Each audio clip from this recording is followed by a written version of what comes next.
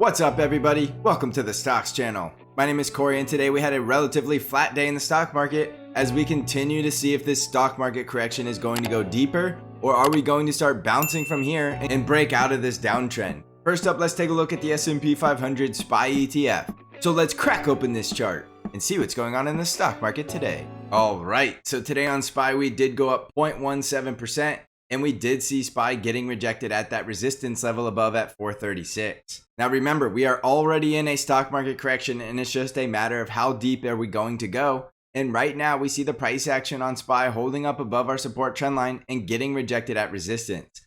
So the two most critical levels I want you to watch are very close together. And it's the critical resistance at 436 and the critical support at 433. If we break below 433, it's very likely we're coming down to the next support level at 425. So that will be a very critical level. Remember, the breakdown could look like a bounce and get rejected before we go to that support level. So don't get tricked out if you do see a bounce above that level because we could still get rejected and we could go down for another leg lower. Now, if we hold up above this support level and we break above 436 and we can get a close above that level, we could see another retest of that level and a bounce and we could come up here to close this gap. So those are the two scenarios I think are very likely to play out. And all you need to do is watch the price action to know which one is more likely. If we break below 433, you're going to already assume we're going towards 425. And if we can break above 436, you're going to assume we're heading up to 441. And of course, if we break above 441, we'll be looking for 446. So it's very simple. Just pay attention to the price action and be patient because this is definitely a volatile market and you don't want to make any guesses. Wait for the price action to show you confirmation of which direction the market's going. And if we do break below 433, that does mean the stock market correction is going deeper. And as long as we're in a downtrend, continue to expect lower highs and lower lows. If you're taking long trades, take your profits at resistance. And if you're shorting at resistance, consider taking your profits at support. Right now, this is a relatively sizable pullback from the all-time highs. And this might be the only pullback we get before we start going back into a bull trend. So don't get overly bearish as long as you see price action holding up above these support levels. But if you see support breaking down, then you can get a little more bearish and you can expect to see that next leg lower. On the NASDAQ 100 triple Qs, we were pretty flat, only going down 0.16%, and we did see the price action closing below that support level at 360. So right now, it's starting to look a little dicey in the triple Qs, and we could be losing our support level at 360 that we did have supporting the price action. So right now, it looks more than likely we could see the triple Qs start marching towards 354. And below that, we do have our support trend line right around 353. Now, just because we're closing below 360 doesn't mean we're guaranteed to get to 354. So you still need to watch the price action because if we start breaking back above 360, this could have just been a little overextension below support before we're going back higher to close the gap. So if we start breaking back above 365, look for that gap close and resistance level right around 368. If we can break out above 368, we could break the downtrend. And we could see the triple Qs possibly breaking the downward momentum and getting ready to attempt to break out of the longer term downtrend right around 374. So right around 368, that's a critical resistance. And above that, we're looking for a possible retest. And then we could see price action heading towards 374. If we break down below 360, we could come down to 354 to 353. So watch for that bearish breakdown as well. Right now, I'm giving a lot of strength to this support level right around 354. Because that level takes us all the way back to support that we had in July. And this would be a very nice significant pullback from the all-time high. And I could see this market trying to get back on the bull after that. So either way, we're very close to having a potential great buying opportunity if we can see price action getting to 354. If we don't go to 354, you still have a decent buying opportunity at 360. As long as you're setting your risk and knowing exactly what your risk tolerance is, this is the time to start dipping your toes in the water and getting ready to go long. Because when the stock market is pulling back, you want to buy low. If you've ever heard that saying, buy low, sell high, you want to start thinking about where low is to you and set your risk accordingly and get ready to start making some money to the long side because eventually these stock market corrections always come to an end and we will see the market getting bullish yet again. It's just a matter of when. Next up is the Dow Jones, and we saw the Dow Jones going up about 0.25% today, and we still do have the Dow Jones in the full bear trend with the price action below all the moving averages. However, we did see the price action holding above support and we didn't even break below yesterday's low. So this could be the very beginning early stages of reversing the downtrend, but we can't take anything for granted and we have to continue to watch the price action. As long as there's a bear trend and as long as we're in a downtrend, we have to assume it's possible for the Dow Jones to make another leg lower. So the most critical support level will be 341.7, 339, and 336.76. Below that, we're very likely closing the gap at 332. Your critical resistance is 348, and that should close the gap. And above that, we could start looking bullish with resistance at 351. So right now, the Dow Jones is in absolute no man's land, but it does have the benefit of the downtrend, so the bears will continue to short the Dow Jones at resistance. Also look for resistance right here around 345.7. On the Russell 2000, we were down 0.21% today, and we see the Russell 2000 closing below all of our moving averages for the second day in a row. So we are likely going to lose that bullish trending that was developing, and we are losing the bullish momentum. Right now, the support level that's critical for the Russell is 219, because if we break below 219, we could be coming all the way back down to 215 or 212. Below 212, the floor falls out, and we could be going much lower. If we see the Russell 2000 breaking back above 222 and closing above 224, we could easily regain that bullish momentum, but we really need to see the Russell 2000 closing above 229 to get overly bullish. Remember, the Russell 2000 is just chopping around, trading between a support and resistance range, and it has no trending in either direction, and it's just going absolutely sideways for almost an entire year now. So don't just assume the Russell 2000 has to trend in either direction. Follow these ranges and play the price action off of resistance and support. On the ARKK ETF, we were down over 2% today, and remember, we did get a confirmation of the ARKK double top, and today only further tells us that we're very likely going to see that double top playing out because we see the second red day in a row. Remember, a double top is when you get rejected 2 times at the same price resistance, and that was right around 125.6. Our neckline was down here right around 113, and we now have 2 days in a row breaking below that level. So we do expect to see ARKK make an entire move from the high to the low of the neckline, breaking below, which takes us all the way down to about 102. So look for ARKK to get to 102 if the support levels at 109 and 106 don't hold up. This could be a very choppy ride to get there, so it's not just like it has to go down in a straight line, and it could chop around and continue to bounce as it's heading down towards that level. So be patient, but ARKK is looking bearish, and we did get the confirmation of the full bear trend today with the 20 simple moving average crossing below the 50 EMA.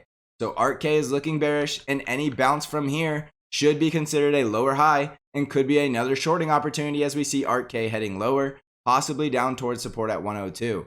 ARKK needs to break all the way back above 120 to reverse the bearish trending, and there's a lot of resistance on the way there to do that at 113 and 115.5. On the VIX, we were down about 3% today, but we still see the VIX in that full bull trend holding above that critical support level at 20 and 18.2. So right now the VIX is bullish, which tells us we're still in that deeper stock market correction, and we can't get overly bullish until we see the VIX breaking back down below 18.2.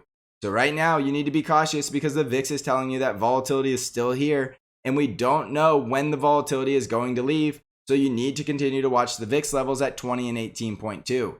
As long as the VIX is above 20, we're very likely going deeper in the stock market correction. And as you can tell, the trends are still down in the indices. So the VIX is telling us the exact story we need to see, and that's more volatility and more downside until we see something changing in the VIX. On Bitcoin, we're currently up about 0.25%, but we still see the price action below all the moving averages, and we did get the confirmation of the full bear trend with that 20 simple moving average crossing below the 50 EMA.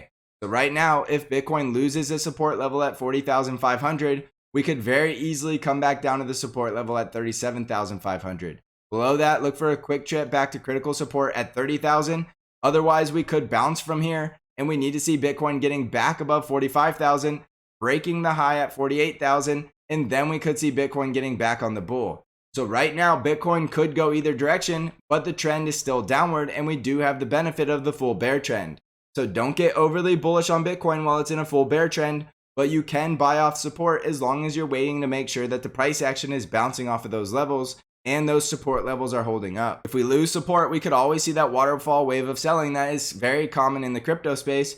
So just be cautious and understand it's possible Bitcoin could be coming back down to 30,000. On Amazon stock, we were down about 0.45% today, and we did close below support at 33.11, which does mean we could be coming all the way back down to support at 31.85. We can definitely see lower highs and lower lows, which tells us Amazon's in a downtrend, and we are building up some bearish trending and some bearish momentum. The price action's below all the moving averages, and we're riding that lower Bollinger Band as we break through a support level. So if Amazon can't get back above 33.11, it's time to start thinking about buying it much lower at 31.85 or 31.36. If we can see Amazon breaking back above 3400, that will look a lot more bullish, but right now I just don't see that happening until we see something shifting in the price action. On Tesla stock, we were up about 0.5% today, and we still see Tesla stock looking very bullish. Price action's above all the moving averages, and we still have the full bull trend. And if we break above 800, we could see Tesla getting to our next price target at 825. Above 825, we're talking about retesting the previous all-time highs, so that will be a very bullish breakout. If we see Tesla breaking back below 732, that could mean the bull run is over and we're going through a correction. Otherwise, as long as we're above this 20 simple moving average and trading above 732, you can stay bullish, and Tesla could come back down to this level right around 755 and retest it as support before we go any higher. Don't forget, we also do have support at the previous resistance at 765 as well. On Apple stock, we were up 0.65% today, and we do see Apple getting back above that support level at 142 and closing above that level. The price action's still below all of our moving averages, so there's nothing to get overly bullish about. But as long as Apple is holding support at 142, we could start reversing the bearish trending and make an attempt to break back over critical resistance at 147. Remember, if Apple breaks below 142, it's very likely it's going to finish out the correction and close the gap at 137. So below 142, you're looking for 137 support, and above the breakout at 147, you're looking for a resistance at our 20 simple moving average right around 149. And above that, we could get back on the bull and see Apple retesting the previous all-time high way up here at 157. On the financial sector, we were up 0.08% today, and we still see the financial sector looking bullish with the full bull trend and the price action above all the moving averages. If the financial sector goes back into a bull market, that would be bullish for the S&P 500. So watch the financial sector closely because it could be leading the way in the next bull market higher. On the industrial sector, we were up 0.11% today, but we still see the industrial sector in a bear market with a full bear trend and price action below all the moving averages. If the price action can break back above the 50 EMA, we could see the industrial snapping the bear trend and getting out of this potential bear market that it could be heading into. The healthcare sector was up 0.79% today, but we still see the price action below all the moving averages as we continue to develop bearish momentum. All the moving averages are negatively sloping, and we're very close to having the full bear trend in the healthcare sector. The energy sector was flat on the day, going absolutely nowhere, but we still see bullish momentum as we see the price action above all the moving averages, and we're building up a bullish trend. Look for the energy sector to potentially fill the gap, and that would be a buying opportunity if we do regain the full bull trend for the next leg higher. So jumping back over the S&P 500, you can definitely see the stock market is still a very mixed bag, and we do have a lot of sectors that look like they're rolling over and potentially dying. We see weakness in the industrials, we see weakness in the healthcare sector, and we also see weakness in the tech sector. However, we see strength in financials and the energy sector, so this still could just be a sector rotation, and when we see the strength returning to some of the weaker sectors, we could get back on the bull and we could still reverse this downward trend and go back into a bull market. So watch these critical support levels, because as long as they're holding up, that does tell us the sellers are getting exhausted and we could be ready for that next leg higher. However, if we lose support, get ready for price action to go the next leg lower. So you need to watch the price action at these critical levels, and you'll know exactly what the stock market wants to do. Don't take anything for granted because it is a downtrend, so you don't want to get overly bullish as long as we're in a downtrend. Wait until we break the downtrend to get back on the bull and be full bull, but right now you need to be cautious at support levels and make sure if you're shorting this market, only short at resistance, because you still could get volatility that swings in both directions. You don't want to get whipsawed in a volatile market, and if you're not sure what to do, you're much better off doing nothing at all. Don't forget that I do have my own trade alert service called BANC Trade Alerts that only trades TQQQs. You receive all of your buy and sell alerts directly via email and text message, and I'm currently running a 50% off promotion code for your first month. Now could be the best time to try out BANC Trade Alerts during this volatile market. I also have the Stocks Channel Discord where I do intraday updates and analysis to help you navigate this volatile market and stay on the right side of the trade. If you're interested in joining the Stocks Channel Trading Discord community, you can find out how to join by clicking on the link below. So thanks for watching, everybody. I hope you're crushing this market. And as always, I will see you in the next episode.